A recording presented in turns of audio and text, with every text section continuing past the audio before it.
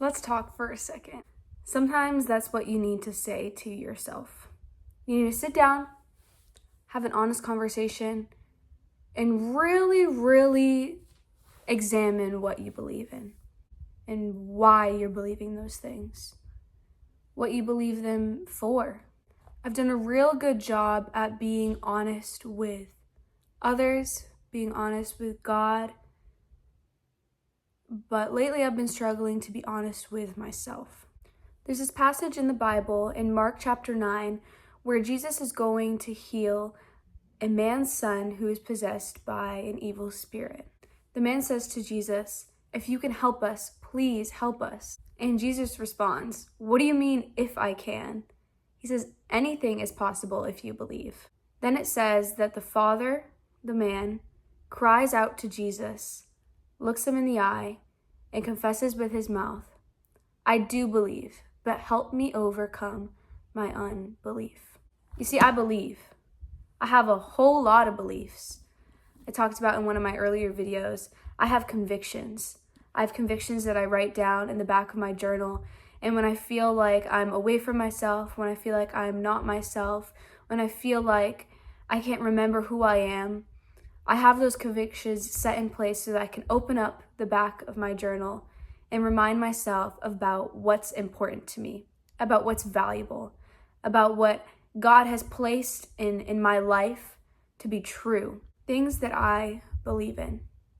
You see, I have a whole lot of things that I believe in. And I say to Jesus, I believe, God. I believe in this. I believe in a future. I believe in your promises. I don't deny those things.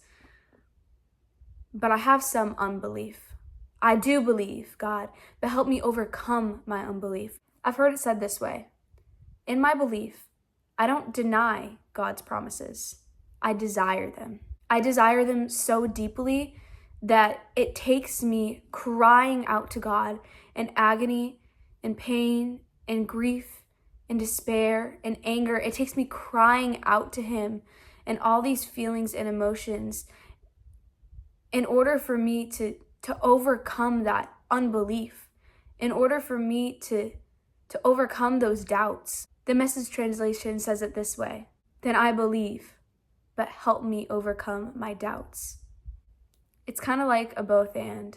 I believe a whole lot of things, but because of all of my doubts, because of all the types of convictions that have been tried to place themselves on me, because of so many other different worldly or beliefs that don't hold true to who I am, are laying on my subconscious and laying on my mind and laying on my heart, that's where the doubt settles in. So I have to sit down and have an honest conversation with myself. I have to sit down and say, hey, what do you believe? Or maybe it's God whispering. Maybe it's God shouting. Maybe it's God demanding the question. Or maybe it's Him just telling you, Victoria, you know what you believe.